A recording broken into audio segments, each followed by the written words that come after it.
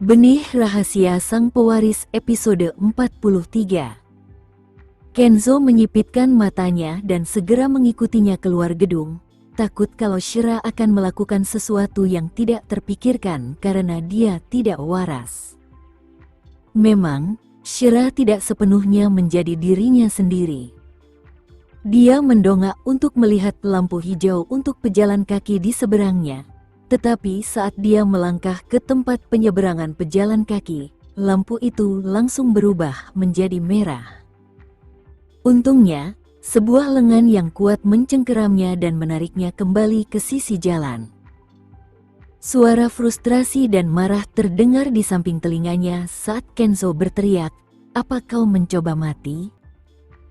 Sebagai tanggapan, dia menatap pria itu sambil mengejek dirinya sendiri. "Tidakkah kau juga percaya omong kosong mereka? Aku bekerja sebagai pelayan dan telah menghibur banyak pria. Aku wanita yang kotor, jadi jangan sentuh aku jika kau tidak ingin tanganmu kotor." Kenzo memegang kedua bahu kurusnya sambil menyipitkan matanya.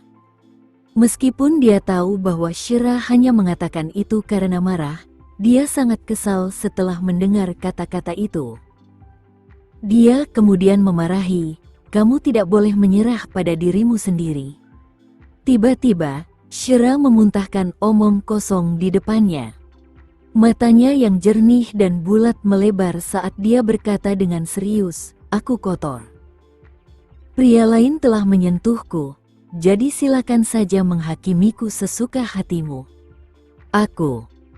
Sebelum dia sempat menyelesaikan kalimatnya, dia merasakan telapak tangan besar memegang bagian belakang kepalanya. Tangan lainnya mencengkeram pinggangnya, dan bibir orang itu yang semanis min menutupi bibirnya sendiri. Kenzo menciumnya. Mereka saat ini berdiri di pinggir jalan yang penuh dengan lalu lintas, tempat orang-orang datang dan pergi. Setelah itu, Kenzo memaksa Shira untuk menciumnya. Darah mengalir deras ke otaknya ketika semburat merah merayapi pipinya, dan Shira membeku karena tindakannya. Yang ia rasakan hanyalah ciuman panas yang ditinggalkan Kenzo di bibirnya. Untuk menunjukkan padanya bahwa dia tidak akan meremehkannya, dia pun melakukan ciuman yang panjang dan penuh nafsu. Pikiran Shira menjadi kosong saat dia membiarkan Kenzo mengendalikannya. Ketika Kenzo melepaskannya, dia menempelkan dahinya ke dahi Shira dan berkata dengan suara rendah dan serak, "Dengar, Shira. Aku tidak membencimu, jadi kau juga tidak boleh membenciku. Aku tidak peduli dengan masa lalumu. Aku hanya ingin berada di masa depanmu." Pada saat itu, Shira tersipu tak terkendali. Dia mendorongnya dengan marah dan melotot padanya. Apakah dia gila? Mereka berada di pintu masuk perusahaan. Jika ada yang melihat mereka, dia tidak akan pernah bisa menyelesaikan kesalahpahaman ini. "Aku memperingatkanmu, Kenzo," Shira tiba-tiba mengancam. "Lebih baik kau tidak menyentuhku, atau kau akan menikah denganku." Kenzo menyeringai, menyelesaikan kalimatnya mewakili Shira. Wanita itu menatapnya, tercengang.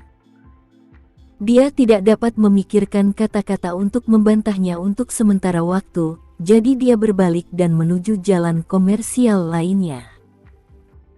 Kali ini, Kenzo tidak mengejarnya lagi. Wanita itu sudah tenang saat itu, dan dia percaya bahwa Shira tidak akan punya pikiran untuk bunuh diri lagi.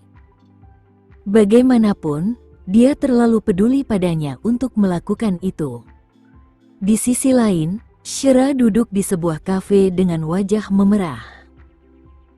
"Tidak seorang pun melihat kita sebelumnya, kan?" Dia berdoa dalam hati agar tidak ada yang melihat mereka berciuman.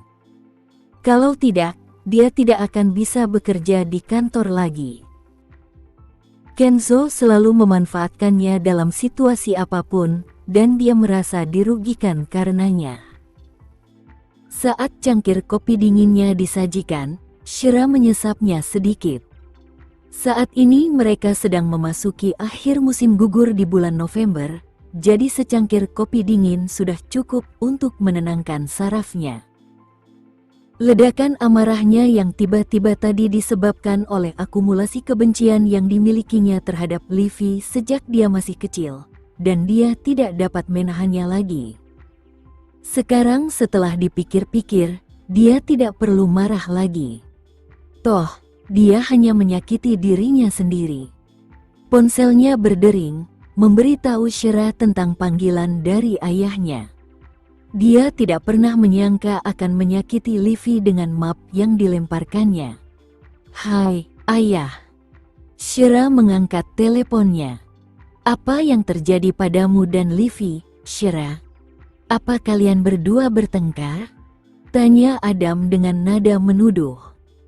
"Ya, dan aku tidak sengaja melukainya." Shira meminta maaf. Pada saat itu, suara Rahel yang marah terdengar dari ujung sana saat dia berbicara. "Shira Nugraha, apa kau mencoba menghancurkan putriku? Apa kau senang sekarang wajahnya terluka?" Mendengar itu, Shira mengernyitkan dahinya. "Apakah ayahnya ada di rumah? Kau selalu menindas putriku, Livy. Kenapa hidupnya begitu sulit? Dia bahkan belum masuk kerja selama 2 hari, tapi kau sudah menyakitinya. Jangan melewati batas, Shira." Rahel terdengar jengkel. Shira yang terdiam memutar matanya. Rahel bertingkah seperti pihak yang bersalah yang mengajukan gugatan dan berpura-pura menjadi orang yang menyedihkan.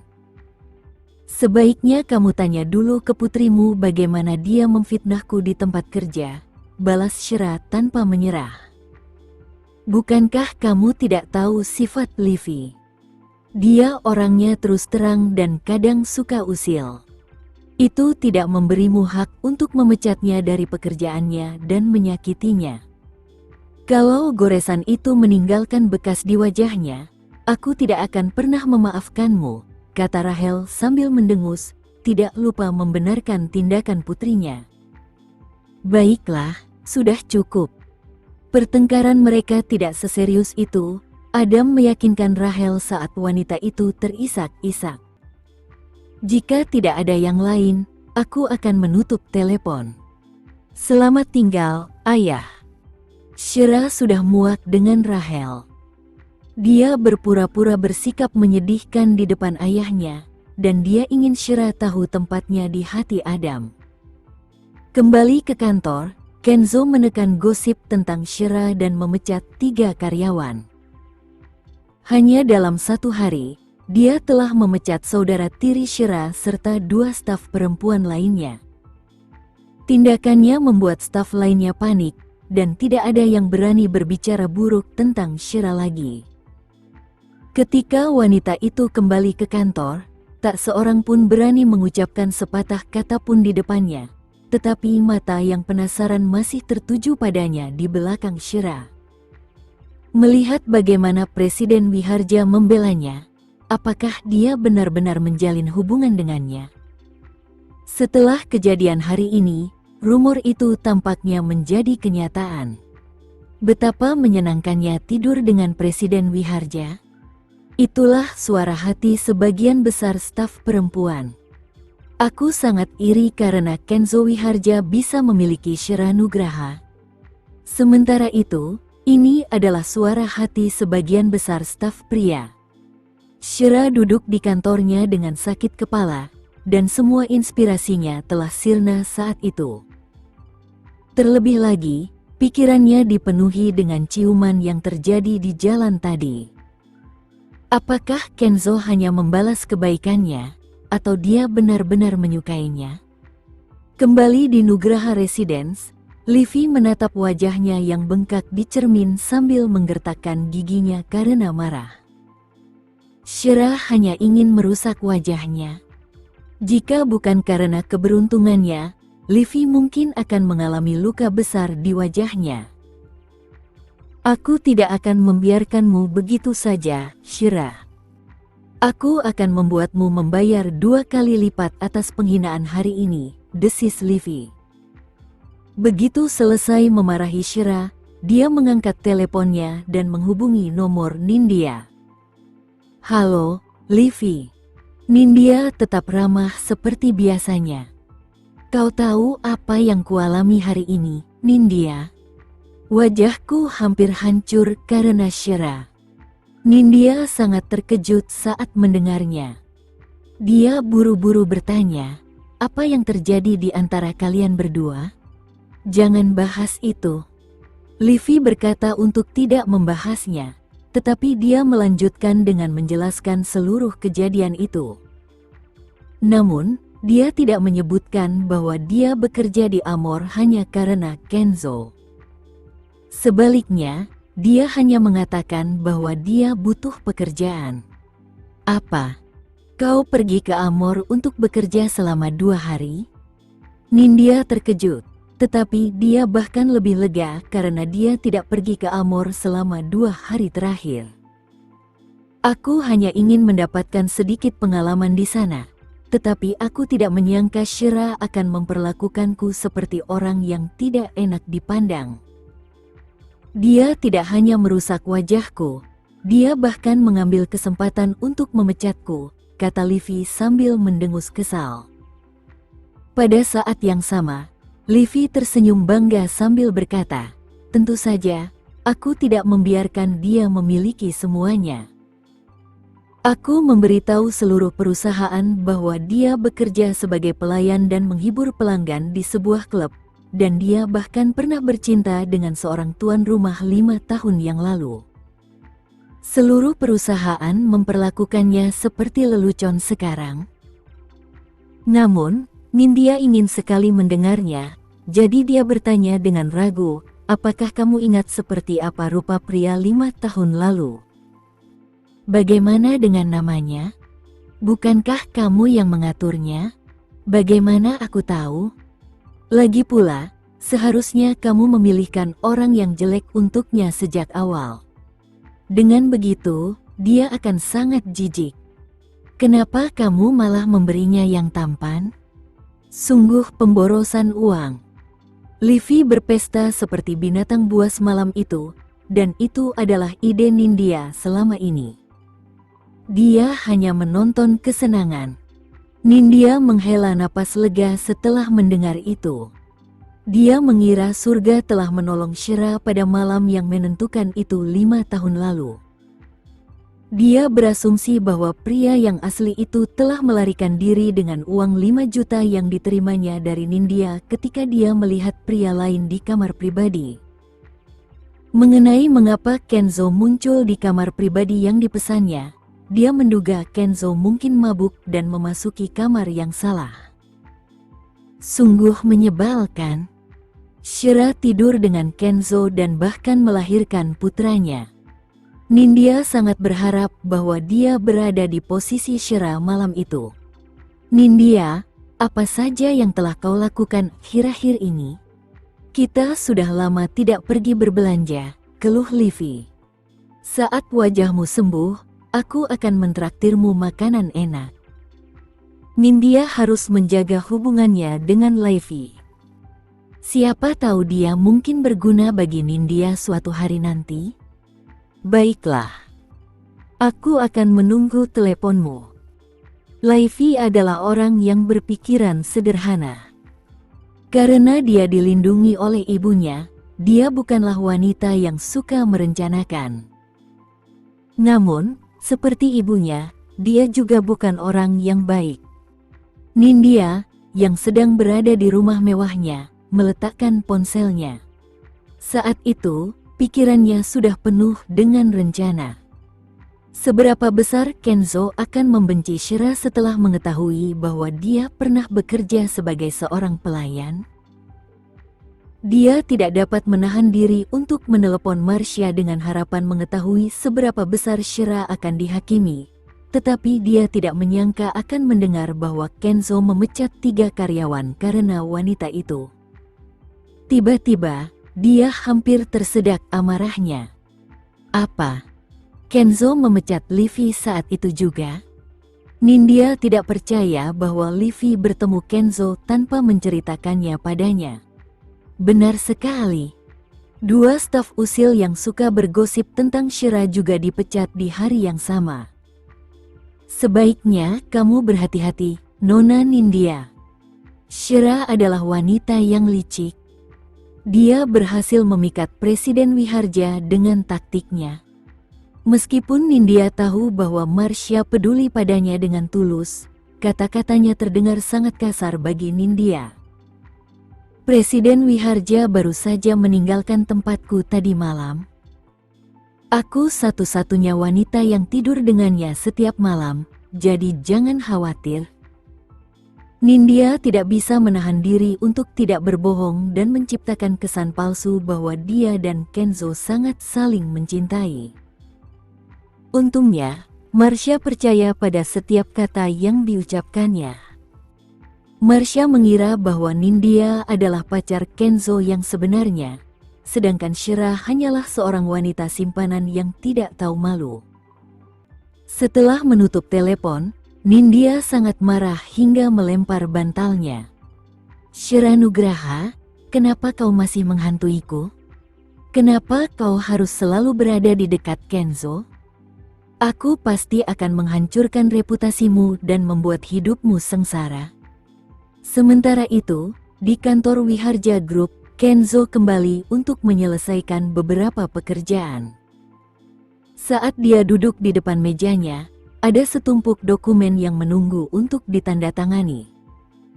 Namun, dia melamun. Saat itu, dia sangat ingin tahu apa yang terjadi pada Shira saat itu. Dia ingin tahu siapa pria yang tidur dengannya sehingga dia bisa mencari tahu bagaimana membantunya dengan cara apapun yang mungkin. Asal Shira membuka mulutnya, dia pasti akan menemukan si brengsek itu dan membuatnya membayar perbuatannya. Tiba-tiba, Kenzo teringat pada seseorang. Nindya tahu persis apa yang terjadi pada Shira saat itu. Jadi dia mungkin bisa mendapatkan beberapa informasi darinya. Kenzo juga menyadari bahwa setelah bertemu Shira, dia tidak lagi memikirkan Nindya. Dia hanya memberikan kompensasi material kepada Nindya, tetapi dia tetap merasa bahwa Nindya tidak lagi muncul dalam pikirannya. Dia selalu mengingat malam 5 tahun lalu ketika Nindya yang malang menangis di hadapannya. Ketika dia memikirkan betapa buruknya luka yang ditinggalkan pada Nindya, dia menyalahkan dirinya sendiri karenanya. Sekarang setelah Nindya menerima kompensasi materinya sementara dia melakukan segala hal yang dapat memuaskan situasi Nindya saat ini, dia akhirnya dapat menancapkan batu di hatinya.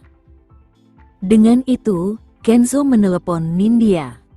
"Halo, Kenzo. Apakah itu kamu?" Nindya terdengar antusias di ujung telepon. "Ya, ini aku.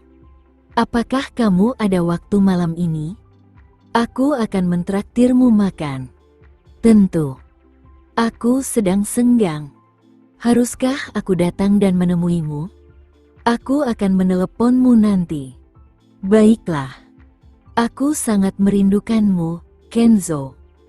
Nindya memanfaatkan kesempatan itu untuk mengungkapkan perasaannya.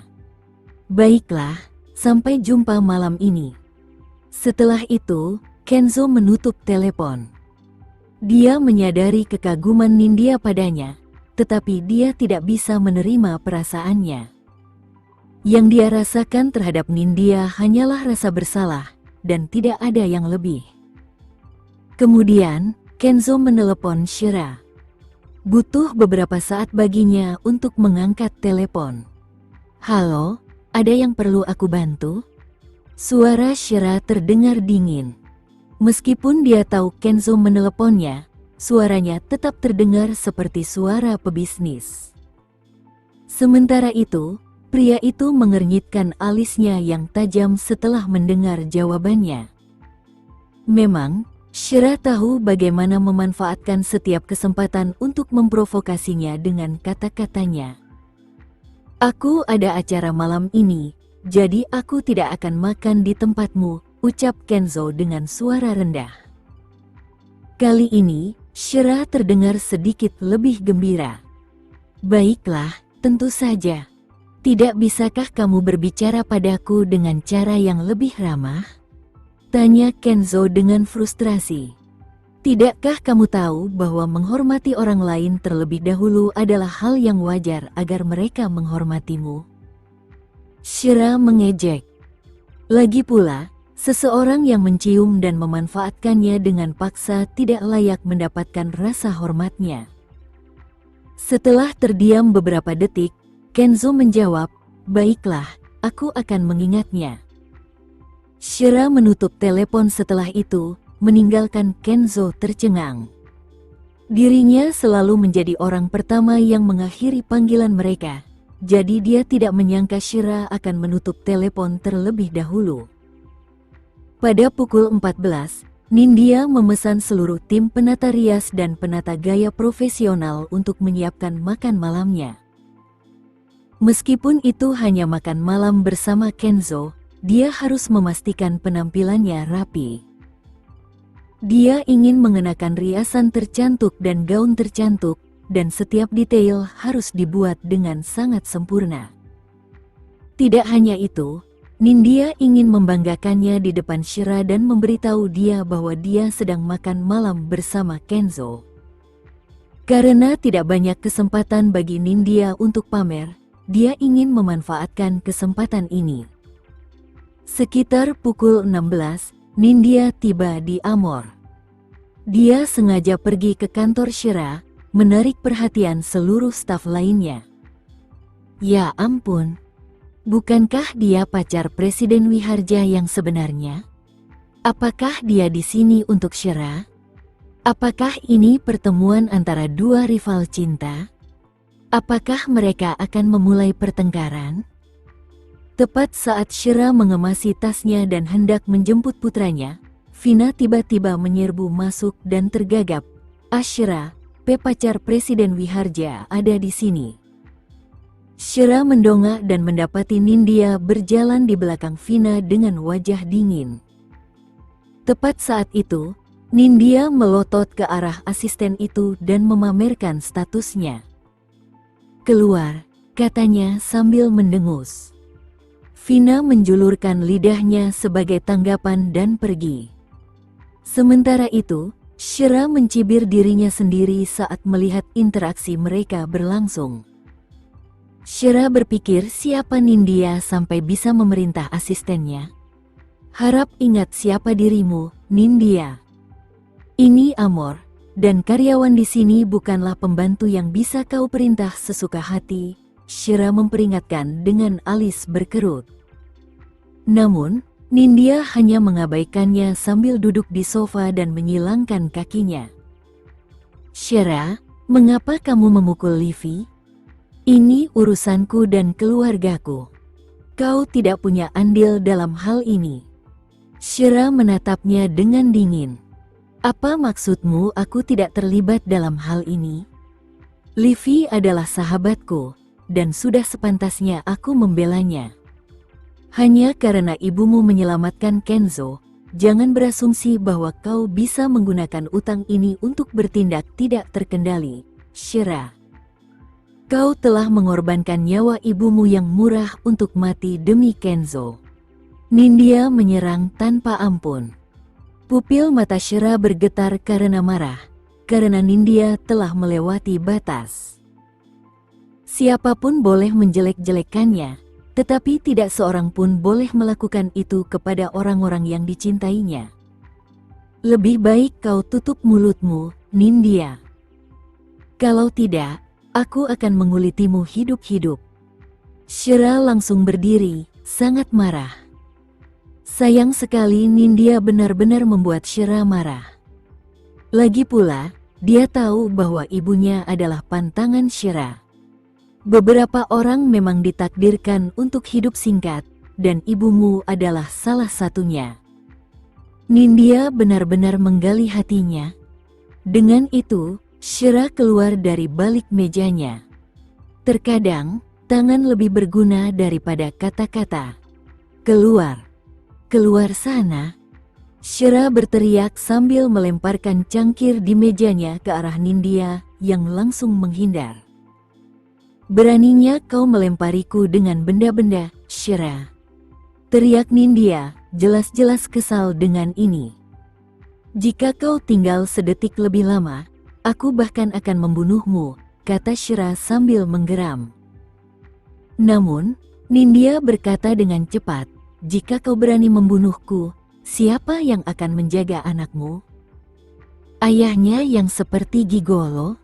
Perkataan Nindya membuat Shira terkejut, dan dia melotot tajam ke arah Nindya.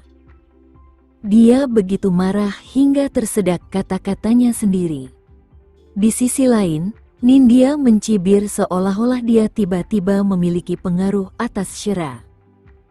Oh, itu mengingatkanku. Kurasa aku masih ingat nama dan wajahnya. Mengapa aku tidak membantu putramu menemukan ayahnya?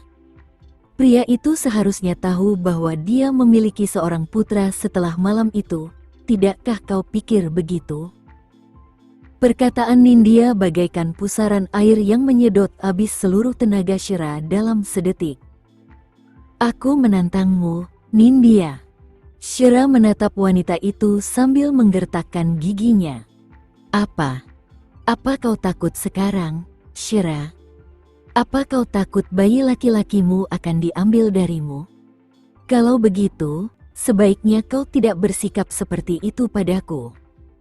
Aku ada janji dengan Kenzo malam ini, dan aku akan memberimu sedikit ketenangan pikiran jika kau menyiramku dengan air.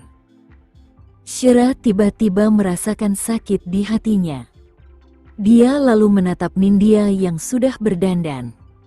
Dia akan menemui Kenzo malam ini, ya? Tidak heran pria itu bilang dia tidak bisa. Dia punya kencan dengan Nindya. Aku tidak akan ikut campur lagi mulai sekarang, Nindya. Aku bisa melupakan apa yang kau lakukan padaku saat itu. Tapi jangan buat aku kesulitan lagi. Kalau tidak, aku bersumpah akan melawanmu sampai mati, Shira memperingatkan. Oh, apakah kau sudah memaafkanku?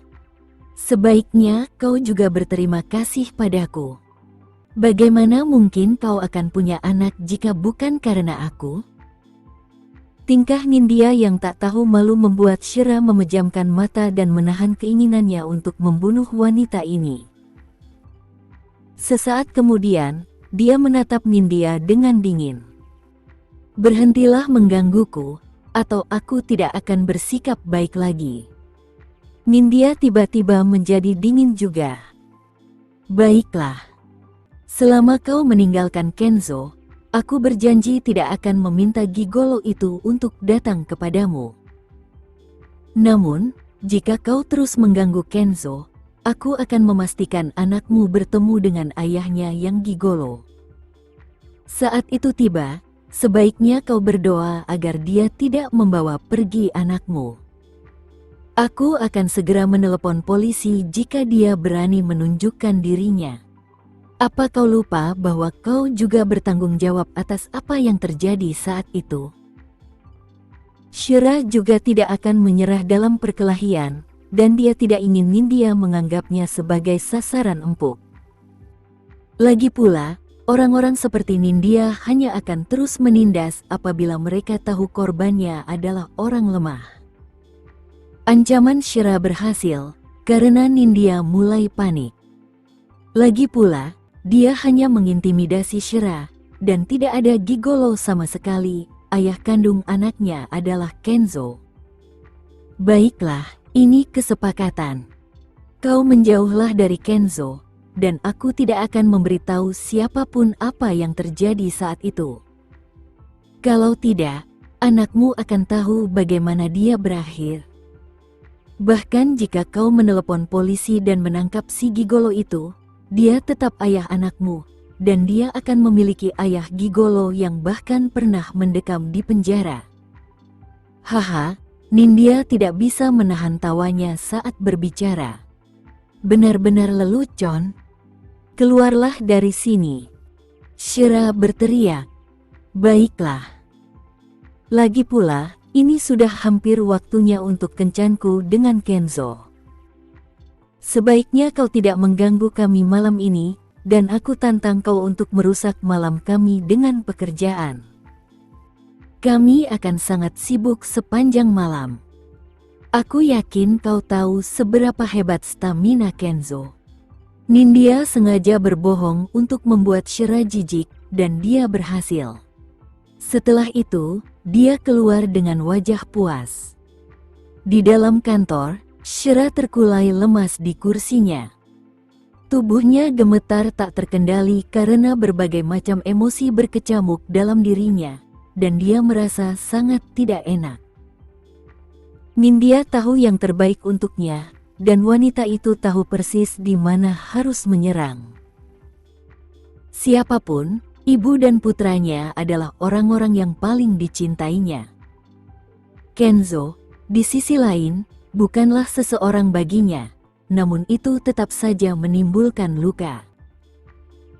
Dia pikir pria itu menyebalkan karena berkencan dengan Nindya sambil menciumnya dengan bibir yang sama yang dia gunakan untuk mencintai wanita lainnya. Shira bahkan bisa membayangkan apa yang dilakukan pria ini dan Nindya di ranjang. Membayangkannya saja sudah membuatnya sesak. Dengan itu, Shira memutuskan akan menjauhi Kenzo. Dia tidak akan pernah membiarkan Kenzo mendekatinya lagi. Sementara itu, saat Nindya pergi terburu-buru, dia mendapat telepon dari Erik. Sayang, dia tidak berharap banyak, karena dia pikir Kenzo akan menjemputnya sendiri.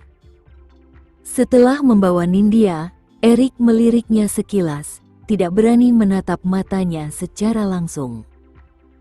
Wajar saja jika dia agak takut padanya setelah apa yang terjadi terakhir kali. Namun, dia merasa sangat kasihan pada wanita itu setelah bermesraan dengannya. Dia merasa tidak enak karena Nindya tidak dapat berbuat apa-apa, tetapi hanya berharap Presiden Wiharja akan mengunjunginya di rumah mewah itu, seperti dia adalah seekor burung yang dikurung dan tidak mau bebas, menunggu pemiliknya untuk menunjukkan kasih sayang padanya. Erik, apakah aku cantik? Tanya Nindya tiba-tiba. Erik agak gelisah dalam hati, karena dia benar-benar takut setiap kali Nindya memanggilnya Erik dengan nada genit seperti itu. Kau tampak menakjubkan, Nona de Agres, pujinya. Apakah menurutmu Presiden Wiharja akan menyukaiku? Ya, dia pasti akan menyukaimu. Erik tahu dia harus berbohong. Dia bekerja sama erat dengan Kenzo, dan dia tahu bahwa Presiden lebih suka desainer yang bekerja di Amor dan bukan Nindya. Sekian dulu ya video kali ini, kita lanjutkan lagi videonya di lain waktu. Oh iya, bagaimana menurut kalian? Semoga bisa sedikit menghibur kalian semua. Untuk teman-teman yang baru nonton, jangan lupa subscribe ya, hehehe. Dan kalau teman-teman ada yang ingin gabung langganan, bisa langsung gabung saja untuk dapat fitur yang menarik dan sedikit membantu Mimin. Terima kasih banyak sudah menonton, sampai jumpa lagi, bye.